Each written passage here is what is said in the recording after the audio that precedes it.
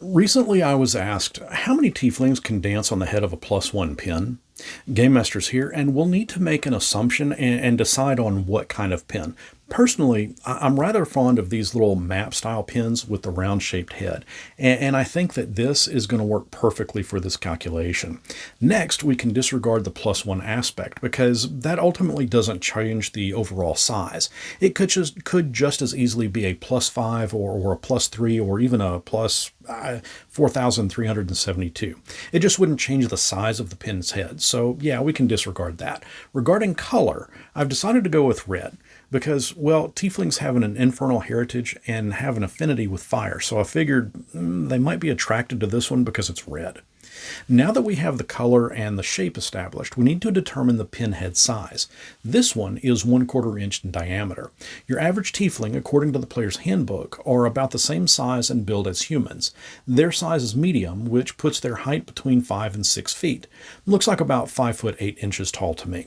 We'll also assume an average build, so they'll likely clock in at about 180 or so pounds. Now that we have some numbers, we can begin to calculate the answer to our question: how many tieflings can dance on the head of a pin? So we'll take our 1/4 inch head pin head and have our 5 foot 8 inch 180 pound tiefling dance on it. And the answer is 1. One tiefling can dance on the head of a pin because their foot is much, much larger than the head of that pin. Well, what if the tieflings have otherwise departed from the material plane? I mean, they pass on to the next life, become a spirit. Ah, yes. Okay, I see where you're going. Yes, yes.